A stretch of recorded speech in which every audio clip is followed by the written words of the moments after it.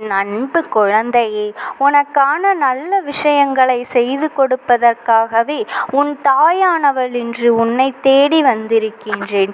என் பிள்ளையே, இன்று நான் கூறுவதை நீ மிக கவனமாக கேட்க வேண்டும். ஏனென்றால் உனக்கு ஒரு முக்கியமான செய்தியை கூறத்தான் இன்று வந்திருக்கின்றேன். என் தங்கமே, உன் வாழ்க்கையில் வருகின்ற பிரச்சனைகளுக்கு காரணம் ஒரு பெண். என் தங்கமே, அப்படியானால் அவள் யார் என்று நீ தெரிந்து கொள்ள வேண்டும் அல்லவா? எப்படி உன் இல்லத்திற்குள் பிரச்சனை உருவாக்கி கொண்டிருக்கிறாள் என்று நீ அறிய வேண்டும் அல்லவா? அவள் உன்னோடு இருந்து கொண்டே உனக்கு செய்கின்ற சூழ்ச்சிகளை நீ தெரிந்து கொள்ள வேண்டும் அல்லவா? அது மட்டும் அல்லாமல் அவள் யார் என்றும் அவளினுடைய பெயர் என்னவென்றும் அம்மா உனக்கு தெளிவாக சொல்லிவிட்டால் நீ நிச்சயமாக அவளுடைய புகைப்படம் என்னவென்பதை தெரிந்து கொள்வாய் அல்லவா? அதனால்தான் இப்பொழுது உனக்கு இதனை சொல்லிவிட வேண்டும் என்று உன் அம்மா நான் ஓடோடி வந்திருக்கின்றேன். என் தங்கமி, உன்னுடைய குடும்பத்திற்குள் கலகத்தை மூட்டுவது எப்படி என்று இவளை தவிர வேறு யாரும் அறிந்திருக்கவில்லை. ஏனென்றால் உன் குடும்பத்தில் இருக்கின்ற ஒவ்வொரு உணர்வுகள் என்னவென்பதை நன்கு அறிந்து வைத்திருக்கிறாள். யாரிடம் எப்படி பேசினால் எந்தெந்த விஷயத்தை தெரிந்து கொள்ளலாம், யாரிடம் எப்படி பேசினால் எந்தெந்த விஷயத்தை தெரிந்து கொள்ளலாம், யார் யார் எப்படிப்பட்ட குணங்களை உடையவர்கள், யாரிடம் என்ன சொன்னால் நம்மீது இரக்கப்படுவார்கள், யாரிடம் எப்படி பேசினால் நம்முடைய விஷயங்களை எல்லாம் தெரிந்து கொள்வார்கள் என்பதனை நன்கு புரிந்து வைத்தவள். அதனால் நன்கு சுலபமாக உன்னுடைய குடும்பத்திலிருந்து ஒருவரிடம் இருந்து நல்ல உதவியை பெற்று கொண்டிருக்கிறாய். ஆனால் அந்த உதவியை அவள் பெற்றது உனக்கு தெரியாத அளவிற்கு அவள் நடந்து கொண்டிருக்கின்றாள். என் தங்கமே, குடும்பத்தில் இருக்கின்ற மற்றவர்கள் யாருமே இதனை அறிந்திருக்கவில்லை. இவள் இவ்வளவு பெரிய உதவியை உன்னுடைய குடும்பத்தில் இருக்கின்ற ஒருவரிடமிருந்து பெற்று இருக்கிறாள் என்று நீ அறிவாயாம் என் தங்கமி? அதுபோல இன்னொருவரிடமிருந்து பகையை சம்பாதித்து இருக்கின்றார். அவர்களை கண்டாலே இவளுக்கு ஆவதில்லை. எந்நேரமும் அவளை பற்றியே வெளியில் உள்ள விஷயங்களை சொல்லி கொண்டிருப்பது மற்றுமே இவள் வேலையாக இருந்து கொண்டிருக்கின்றது.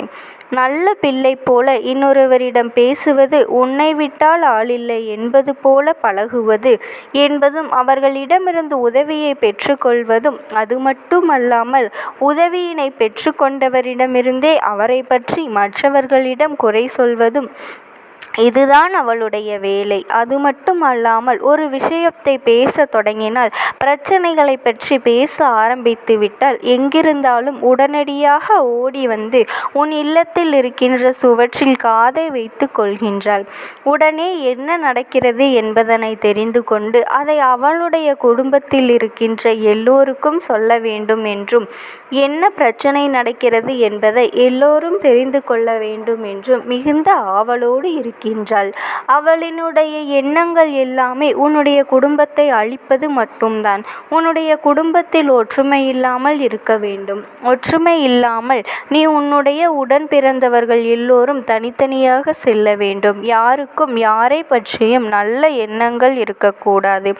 ஆனால் அவளினுடைய குழந்தைகள் சந்தோஷமாக இருக்க வேண்டும். அவள் பிள்ளைகள் வாழ்க்கையில் சீரும் செழிப்புமாக வாழ வேண்டும் என்ற எண்ணம் மட்டும் அவளுக்குள் இருந்து கொண்டிருக்கின்றது. அதுபோல அவளினுடைய உடன் பிறந்தவர்கள் எல்லாம் நன்றாக இருக்க வேண்டும். அவர்கள் பிள்ளைகள் நன்றாக இருக்க வேண்டும். ஆனால் அவளுக்கு உதவிகளை செய்த உன்னுடைய குடும்பம் மற்றும் நன்றாக இருந்துவிடக் கூடாது என்றுதான் அவள் மனமுழுக்க வஞ்சகத்தை வைத்து கொண்டு உன் இல்லத்திற்கு வந்து கொண்டு சென்றிருக்கிறாள். என் தங்கமே, அவள் யார் என்று நான் சொல்கின்ற இந்த அத்தனை அடையாளங்களை வைத்துமே நீ புரிந்து கொண்டிருப்பாய். இது போன்ற எண்ணங்களோடு உன் குடும்பத்திற்கு வந்து கொண்டிருப்பது யார் என்று நீ தெரிந்து கொள்ள வேண்டும். உன் இல்லத்திற்கு பின்னால் இருக்கின்ற ஒரு வீடு, என் குழந்தை பின்னால் இருக்கின்ற அந்த வீட்டிலிருந்து அவள் எப்பொழுதுமே உன்னுடைய இல்லத்தில் நடக்கின்ற விஷயங்களை தான் கேட்டுக்கொண்டிருக்கின்றாள். ஒன்று உன் இல்லத்திற்கு பின்னால் இருக்கின்ற வீடு, அல்லது உன்னுடைய இல்லத்தில் இருந்து வலப்பக்கம் இருக்கின்ற வீடு. இவை இரண்டில் ஒரு வீட்டில் இருப்பவர்தான் நான் சொல்கின்ற இந்த அடையாளத்தை கொண்டவர்.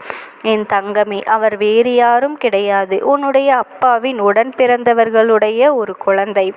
அவர்கள் என்னுடைய மற்றவர் குழந்தைகளோடு சேர்ந்துதான் உனக்கு இது போன்ற செயல்களை செய்து கொண்டிருக்கிறார்கள்.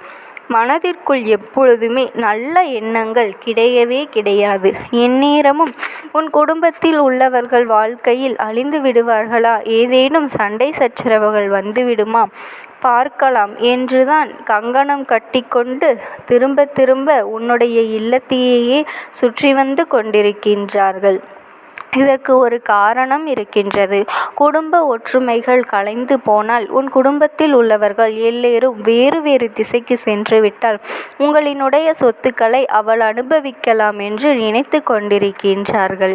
என் தங்கமே, அவளின் எண்ணம் என்னவென்பதை நான் சொல்லிவிட்டேன். அங்கே அவள் என்ன செய்து கொண்டிருக்கிறார் என்பதை நீ தெரிந்து கொள்ள வேண்டும். இதற்கு மேலும் நான் உனக்கு ஒன்றும் தெரிவிக்க விரும்பவில்லை. ஏனென்றால் என் குழந்தை அத்தனை அப்பட்டமாக ஒருவரை பற்றி நான் சொல்ல முடியாது. ஏனென்றால் நான் ஒருவரின் அடையாளத்தை சொல்லி இருக்கிறேன் என்றாலும் நீ அதிலிருந்து சுதாரித்து கொள்ள வேண்டும். கஷ்டங்கள் வருகிறது என்றால் அதை சமாளித்து நீ வெளியே வர வேண்டும். யார் என்று நான் வெளிப்படையாக சொன்ன பிறகு என் அம்மா சொல்லிவிட்டால் அது நீதான் என்று நீ அவளிடம் போய் மல்லுக்கட்டி நின்றுவிடக் கூடாது அல்லவா? அதற்காகத்தான் உனக்கு அம்மா இத்தனை அடையாளங்களை சொல்லிக் கொடுத்திருக்கின்றேன்.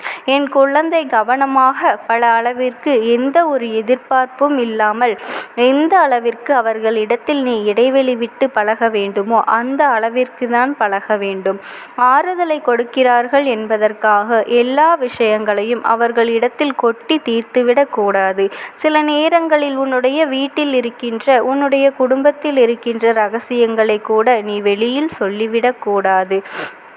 என் தங்கமே, உனக்கும் இருக்கின்ற சில ரகசியங்களை கூட இது போன்ற மனிதர்களிடம் நீ சொல்லிவிடுகின்றாய். இதனால் உன்னுடைய வாழ்க்கையில் அதன் பிறகு வரக்கூடிய பிரச்சனைகள் என்னவென்பதை நீ அறிந்திருக்கவே இல்லை. என் தங்கமே, உன்னுடைய துணையிடமே சென்று நீ இப்படி சொன்னாய் என்று சொல்லக்கூடிய அத்தனை கெட்ட புத்தி கொண்டவள் அந்த பெண். அவள் என் தங்கமே. இதனால் இவளிடமிருந்து எப்பொழுதுமே நீ சற்று விலகியே இரு. எந்த ஒரு வார்த்தைகளை பேசினாலும் சற்று கவனமாக இரு. குடும்பத்திற்குள் எப்பொழுதுமே உடன் பிறந்தவர்கள் ஒற்றுமையாக இருக்க வேண்டும். உங்களுக்குள் இருக்கின்ற வேற்றுமையை பயன்படுத்தி உள்ளே நுழைந்து கலகத்தை மூட்டிக் கொண்டிருக்கின்ற இது போன்றவர்களை ஒருபொழுதும் வாழ்க்கையில் நீ நுழையவிடக்கூடாது. இவர்களின் சிந்தனைகளை ஒருபோதும் நீ மெய்யென்று நிரூபித்து விடக்கூடாது. நாங்கள் உடன் பிறந்தவர்கள், எந்த ஒரு கஷ்டத்திலும் துணையாக நிற்போம் என்று மற்றவர்கள் முன்னிலையில் நின்று காட்ட வேண்டும். என் தங்கமி, ஒரு சிறு பிரச்சனை வந்தது என்பதற்காக உடன் பிறந்தவர்களுக்குள் பிரிவினை ஏற்பட்டு விடக்கூடாது. ஏனென்றால் இன்று உங்களுக்கு பிரச்சனைகளால் நீங்கள் பிரிந்திருக்கலாம். நாளை உங்களுக்குள் ஒரு கஷ்டம் என்ற ஒன்று வந்தால் வெளியிலிருந்து யாரும் வந்து உதவி செய்ய போவது கிடையாது. அன்று உனக்குள் பிரச்சனைகளை மூட்டி உடன் பிறந்தவர்களிடமிருந்து பிரித்தவர் கூட உனக்கு உதவி செய்ய வரப்போவது கிடையாது. நிச்சயமாக அப்பொழுது கூட மனது கேட்காமல் உன்னுடைய உடன் பிறந்தவர்கள்தான் உனக்கு உதவி செய்வார்கள் என்பதை நீ மறந்து விடாதே. நீயாக இருந்தாலும் நிச்சயமாக உடன் பிறந்தவர்கள் என்று ஒரு கஷ்டம் வரும்பொழுது ஓடிப்போய் நிற்கத்தான் செய்வாய். அதனால் இதையெல்லாம் மனதில் வைத்து கொண்டு மற்றவர்களினுடைய கலகத்தை மூட்டுகின்ற செயலுக்கு இணங்காமல் நீ உன்னுடைய குடும்பத்தில் பிரிவுகளை ஏற்படுத்தாமல் எப்பொழுதுமே ஒற்றுமையாக இருக்க வேண்டும். அவர்களின் எண்ணங்களை எல்லாம் பொய்யாக்கி உன்னுடைய குடும்பத்தில் இருக்கின்ற விஷயங்களை எல்லாம் நல்லபடியாக நீ நிலைநாட்ட வேண்டும். யாருமே உள்ளே வந்து எந்த ஒரு பிரச்சனையையும் உருவாக்கி விடக்கூடாது. இங்கே உன்னுடைய உடன் பிறந்தவர்களுக்கு பிடிக்காதவர்கள் உன்னிடம் வந்து அவர்களை பற்றி குறை சொல்லும்போது அப்படியா என்று கேட்டுக்கொண்டிருக்காமல் நீ பேசுவது என்னுடைய உடன் பிறந்தவர்களை பற்றி. இது போன்று இனிமேல் என்னிடம் பேசக்கூடாது என்று எச்சரிக்கை விட எடுக்க வேண்டுமே தவிர ஒருபொழுதும் ஆமாம் சாமி போட்டு அவர்களிடம் கதைகளை கேட்டு கொண்டிருக்காதே. அது மேலும் அவர்களுக்கு நீ உன்னுடைய உடன் பிறந்தவர்களை உன்னிடமிருந்து பிரிப்பதற்கான மிக முக்கியமான செயலாக எடுத்துக்கொள்வார்கள். உன்னுடைய உடன்பிறப்போடும் உனக்கு ஒற்றுமை இல்லை என்று அவர்கள் புரிந்து கொள்வார்கள். என் தங்கமே, வீட்டிற்குள் 1000 பிரச்சனை இருந்தாலும் வெளியில் வருபவர்களுக்கு ஒருபோதும் இதனை தெரிவுபடுத்த கூடாது. ஏனென்றால் அவர்கள் இதைத்தானே அவர்களுக்கு பகடைக்காயாக பயன்படுத்த நினைக்கின்றார்கள். என் அன்பு குழந்தையே, எப்பொழுது நீ மற்றவர்களுக்கு நன்மைகளை மட்டுமே செய்து கொண்டு உன்னுடைய வாழ்க்கையில் நடக்கின்ற நல்ல விஷயங்களை மட்டுமே நீ கவனித்து கொண்டு இருக்க வேண்டும். இந்த தாயானவளினுடைய ஆசீர்வாதங்கள் உனக்கு எப்பொழுதுமே இருக்கும். உனக்கு எப்பேற்பட்ட இக்கட்டான சூழ்நிலை வந்தாலும் என் நாமத்தை மட்டும் நீ மனதார உச்சரித்து கொண்டு இரு. உனக்காக எப்பேற்பட்ட நேரத்திலும் நான் உனக்கு துணையாக வந்து நிற்பேன். ஓம் சக்தி. ஓம் ஆதிபரா சக்தி. வாக்கினை கேட்பதற்கு இதுவே உனக்கு கிடைக்கின்ற கடைசி வாய்ப்பாகவும் இருக்கலாம். அதனால் என் பிள்ளையே, இந்த வாய்ப்பினை நீ சரியாக பயன்படுத்தி கொண்டு அந்த ஆத்மா உன்னோடு என்ன பேச நினைக்கின்றது, அவர்கள் எதை உன்னிடத்தில் சொல்ல நினைக்கின்றார்கள், வெளிப்படுத்த முயற்சி செய்கின்றார்கள், எதனால் உன்னை தேடி வந்திருக்கின்றார்கள் என்பதனை எல்லாம் நீ தெரிந்து கொள்ள வேண்டும். என் தங்க பிள்ளையே, அவர்கள் எப்படி இந்த தெய்வத்தின் அருகில் வந்தார்கள் என்று நீ யோசிக்கலாம். என் தங்கமே, உன்னுடைய இல்லத்தில் சமீபத்தில் இறந்து போன ஒருவரினுடைய ஆத்மாவானது சில நாட்களாகவே உன் இல்லத்தை சுற்றி சுற்றி வருகின்றது. இந்த அம்மா அதனை கண்டுவிட்ட பிறகு, எதற்கு இங்கே சுற்றி கொண்டிருக்கின்றாய்? நீ இருக்க வேண்டிய இடத்தில்தானே இருக்க வேண்டும். என் பிள்ளையின் வீட்டில் உனக்கு என்ன வேலை என்று கேட்ட பொழுதுதான் அந்த ஆத்மா என்னிடத்தில் சொன்ன விஷயம், எனக்கும் என்னிடத்தில் இருக்க வேண்டும் என்றுதான் ஆசையாக இருக்கின்றது. ஆனால் சில விஷயங்கள் என்னை அங்கே செல்ல விடாமல் தடுத்து கொண்டு இருக்கின்றது. எனக்கு என்னுடைய குடும்பத்தில் இருக்கின்றவர்களிடம் பேசியாக வேண்டும். என் மனதில் தோன்றுகின்ற சில விஷயங்களை அவர்களிடத்தில் சொல்லிவிட்டால் நான் மனநிறைவோடு இங்கிருந்து சென்று விடுவேன். சில விஷயங்களை நான் அவர்களோடு பகிர்ந்து கொள்ளாமல் விட்டுவிட்டேன். அதற்கு சரியான நேரம் இப்பொழுது வந்திருக்கின்றது. இப்பொழுதும் சொல்லாமல் நான் சென்று விட்டால் இனி காலம் முழுவதும் என்னால் அவர்களிடத்தில் சொல்லிவிட முடியாது. இதற்கு நீங்கள்தான் துணையாக நிற்க வேண்டும் அம்மா என்று என்னிடத்தில் வாய்ப்பினை ஏற்படுத்தி கொடுக்க வேண்டும் என்று கேட்டது. என் தங்க குழந்தையே, இப்படி இருக்கும் பொழுது அவர்களிடத்தில் சொல்லிவிட முடியாது. அந்த வாய்ப்பினை ஏற்படுத்தி கொடுத்து என் வீட்டில் உள்ளவர்களிடம் பேச வைக்க வேண்டும் என்று என்னிடத்தில் கோரிக்கை வைத்தது. என் தங்கமே, இப்படி மனதிலே எந்த கெட்ட எண்ணங்களும் இல்லாமல் உன் குடும்பத்திற்காக பேச வேண்டும் என்று கேட்ட ஆத்மாவிற்கு நான் அந்த வாய்ப்பு வழங்குவது தானே முறையாக இருக்கும். அதனால் இந்த அம்மா அந்த ஆத்மாவிற்கு அந்த வாய்ப்பினை கொடுக்க முடிவுகள் செய்து இப்பொழுது உன்னோடு பேசுவதற்காக வரவழைத்திருக்கின்றேன். என் பிள்ளையே, அந்த ஆத்மாவானது உன்னிடத்திலே என்ன பேசுகின்றார்கள் என்பதனை நான் என் மூலமாக உன்னிடத்தில் பேசி சொல்கின்றேன்.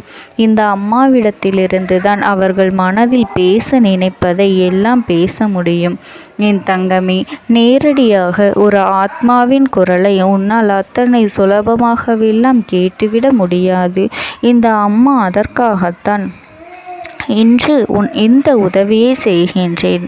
என் குடும்பத்தில் இருக்கின்றவர்களிடம் பேச வந்திருக்கின்றேன். உங்கள் எல்லோரையும் நான் இனி காணவே முடியாது என்பதனை நான் உணர்ந்து கொண்டேன். என் வாழ்க்கையில் நிறைவாக இருந்து என்னால் உங்களுக்கு கஷ்டங்கள் வந்தாலும் உங்களால் எனக்கு எந்த கஷ்டங்களும் இதுநாள் வரையிலும் வந்தது கிடையாது. நான் நினைத்தது போல இந்த வாழ்க்கையை அத்தனை சந்தோஷமாக வாழ்ந்து கொண்டுதான் இருந்தேன். என் குடும்பத்தில் இருக்கின்றவர்களிடம் பேச வந்திருக்கின்றேன். உங்கள் எல்லோரையும் இனி நான் காணவே முடியாது என்பதனை நான் உணர்ந்து கொண்டேன். உங்களோடு இருந்த இந்த காலகட்டம் குறைவாக இருந்தாலும் நான் எனக்கு கிடைத்த சந்தோஷங்களும் மகிழ்ச்சியும் ஏராளமாக இருந்தது. அதனால் எனக்கு எந்த ஒரு கவலையும் இதுவரையில் இருந்ததே கிடையாது. நான் நினைத்தது போல இந்த வாழ்க்கையை நான் சந்தோஷமாகத்தான் வாழ்ந்து கொண்டு இருந்தேன். ஆனால் இவ்வளவு காலம் எனக்கு சீக்கிரமாக என்னுடைய ஆயுள் முடிந்துவிடும் என்று எனக்கு முன்பே தெரியாது. அது தெரிந்திருந்தால் நிச்சயமாக என் மனதில் இருக்கின்ற அத்தனை விஷயங்களையும் நான் உங்களிடத்தில் சொல்லியிருப்பேன். ஆனால் எல்லோரும் நினைப்பது போலத்தானே நானும் நினைத்திருந்தேன். எனக்கும் இந்த உலகத்தை விட்டு செல்ல வேண்டும் என்ற ஆசை கிடையாது. மற்றவர்கள் சொல்வது போல எதற்காக பிறந்தோம், நாம் ஏன் பிறந்தோம் என்று ஒரு நாளும் நான் நினைத்தது கிடையாது. வாழ வேண்டும் என்றுதான் ஆசைப்பட்டேன். என்னுடைய ஆசைகள் எல்லாம் நிராசையாகும்படி இந்த உலகத்தில் விட்டு செல்ல வேண்டிய காலகட்டம் கட்டாயம் வந்துவிட்டது. என்னுடைய கடமை இங்கே சரியாக முடிவதற்கு வந்துவிட்டது. இன்று நான் உங்களோடு பேச வந்ததற்கு முக்கியமான காரணம், சில விஷயங்களை எல்லாம் உங்களோடு சொல்லாமல் விட்டுவிட்டேன். எப்படி நடக்கும் என்று தெரியாமல் நான் சில விஷயங்களை செய்தும் முடித்துவிட்டேன். அதற்காக உங்களிடத்தில் நான் மன்னிப்பு கேட்டுக்கொள்கின்றேன். இதை உங்களிடத்தில் பகிர்ந்து கொள்ள வேண்டும் என்றுதான் இன்று நான் வந்திருக்கின்றேன். உங்களை நான் மனதார வணங்குகின்றேன். இந்த வாய்ப்பினை நான் சரியாக பயன்படுத்தி கொள்ள விரும்புகின்றேன். அதனால்தான் என் மனதில் இருக்கின்ற விஷயங்கள் எல்லாம் நான் சொல்லிவிடுகின்றேன். சிறிது நேரம் அமைதியாக அமர்ந்து என்னுடைய வார்த்தைகளை கேட்டாலே போதும். என்னுடைய அன்பினை புரிந்து கொண்டு அதுவே எனக்கு போதும். நான் நிச்சயமாக இங்கிருந்து நல்லபடியாக சென்று விடுவேன். இன்று உங்களோடு பேச வந்ததற்கு ஒரு முக்கியமான காரணம், நான் சில விஷயங்களை சொல்லாமல் விட்டுவிட்டேன். இப்படி நடக்கும் என்று எனக்கு ஒரு நாளும் தெரியாமல் சில விஷயங்களை செய்துவிட்டேன். அதை உங்களிடத்தில் பகிர்ந்து கொள்ளத்தான் வந்திருக்கின்றேன். என் மனதில் நினைக்கின்ற விஷயம் என்ன தெரியுமா? நான் உங்களை நன்றாக பார்த்து கொள்ள வேண்டும். உங்களின் ஆசைகளை எல்லாம் நிறைவேற்றி கொடுக்க வேண்டும். உங்கள் வாழ்க்கையில் நடத்தி கொடுக்க முடியாமல் போனாலும் இனிமேல் அதையெல்லாம் நடத்தி கொடுக்க வேண்டும் என்று ஆசைப்பட்டு என்னால் ஆன முயற்சிகளை எல்லாமே செய்து கொண்டிருந்தேன். ஆனால் முழுமையான பலன்களை கொடுப்பதற்கு முன்பாகவே இது போன்று நடந்துவிட்டது. அதனால் நான் ஏதேனும் குற்றம் குறைகள் செய்திருந்தாலும், ஏதேனும் உங்களுக்கு மனதிற்குள் கஷ்டத்தை தந்திருந்தாலும் என்னை மன்னித்து விடுங்கள். நான் எப்பொழுதும் உங்கள் மீது உண்மையான அன்பினைத்தான் வைத்து கொண்டிருக்கின்றேன். நான் ஒரு நாளும் மனதில் ஒன்றும் வெளியில் ஒன்றுமாக ஒரு நாளும் நான் நடந்து கொண்டது இல்லை. அதனால் என்னவோ என்னுடைய குணங்கள் சிலருக்கு இங்கே பிடிப்பதே இல்லை. எதுவாக இருந்தாலும் என்னோடு இருக்கின்ற என் குடும்பத்திற்கு தெரியும் அல்லவா நான் யார், என்னுடைய அன்பு எப்படிப்பட்டது என்று. அதனால் என்னுடைய அன்பினை முழுமையாக உணர்ந்து கொள்ள வேண்டும் என்று அதனை இங்கிருந்து ஏற்றுக்கொள்ளவே முடியாத ஒரு விஷயமாகத்தான் இருந்தது. நானும் அங்கும் ஓடி ஓடி மீண்டும் என்னுடைய உயிரை மீட்டெடுத்து விடலாம் என்றுதான் முயற்சி செய்தேன். ஆனால் அப்பொழுது என்னால் அதையெல்லாம் செய்ய முடியவில்லை. உயிரற்ற உடலாக இங்கே நின்று கொண்டிருக்கின்றேன். நாட்கள் செல்ல செல்ல இதை எனக்கு ஏற்றுக்கொள்ள பழகிவிட்டது. இனிமேல் இதுதான் என்னுடைய உலகம். மீண்டும் அங்கே செல்ல முடியாது என்பதனை நான் புரிந்து கொண்டேன். செல்ல முடியாவிட்டாலும் ஆத்மா என்று ஆன பிறகு என்னுடைய உலகத்தில் இருந்தால்தான் எனக்கு சந்தோஷம். மீண்டும் மனித வாழ்க்கைக்குள் என்னால் நுழைந்துவிட முடியாது. எனக்காக இத்தனை காலமும் அன்போடு பழகி எனக்கு எல்லாம் செய்த உங்களுக்கு நான் சொல்கின்ற விஷயம் ஒன்றுதான். நடந்தது எல்லாம் நடந்துவிட்டது. நடந்த விதையை யாராலும் இனி மாற்ற முடியாது. இனி நான் உங்களோடு இருக்க வேண்டும் என்று நினைத்தால் கூட அது நடக்காது. அதனால் இந்த வாழ்க்கையில் நீங்கள் நல்லபடியாக வாழ்ந்து சந்தோஷமாக இருக்க வேண்டும் என்றுதான் அந்த ஆத்மா மனது வேதனைப்பட்டு உன்னோடு பேசுகின்றது. என் தங்க குழந்தையே, யார் உன்னை விட்டு சென்றாலும் இந்த தாயானவளினுடைய அன்பும் ஆசீர்வாதங்களும் உனக்கு என்றென்றைக்குமே முழுமையாக கிடைத்து கொண்டே இருக்கும். அதனால் நீ எதை நினைத்தும் கவலைப்படாதே. உனக்காக எப்பொழுதும் நான் இருந்து கொண்டே இருப்பேன். ஓம் சக்தி. ஓம் ஆதிபரா சக்தி. நீ விடுதலை கொடுக்க மாட்டாயா என்று என் பிள்ளை நீ என்னை பார்த்து கேட்கின்ற விஷயத்திற்குத்தான் நான் முடிவினை கட்டப் போகின்றேன். இன்னமும் சுருக்கமாக உனக்கு சொல்ல வேண்டும் என்றால், உன்னுடைய பிடிவாதம் இந்த அம்மாவினிடத்தில் ஜெயித்து விட்டது என்பதுதான் உண்மை.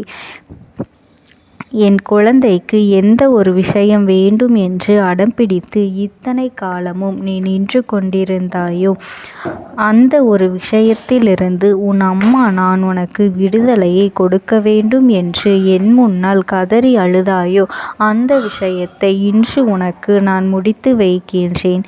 என் பிள்ளையே, சுற்றி இருக்கின்ற உறவுகளையெல்லாம் நம்புவதை விட்டுவிட்டு சற்று விலகி நிற்பதுதான் எல்லோருக்குமே நல்லது. ஏனென்றால் யாருடைய குணம் எப்பொழுது எப்படி மாறும் என்று யாராலும் கணித்துவிட முடியாது.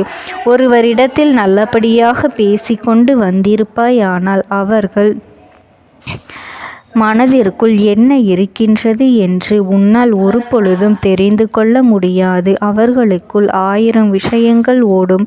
உனக்கு செய்து தருவேன் என்று வாக்குறுதியை கொடுப்பார்கள். ஆனால் அதன் பிறகு பார்த்தாயானால் ஒரு நிமிடம் கூட யோசிக்காமல் சற்றென்று இவர்களுக்கு முடியாது என்று சொல்லிவிடுவார்கள். மனதிற்குள் அவர்கள் நினைப்பது, நீ சொல்வதை சொல்லிவிட்டு போ, நான் எதற்காக உனக்கு உதவி செய்ய வேண்டும் என்று எண்ணிக்கொண்டிருப்பார்கள்.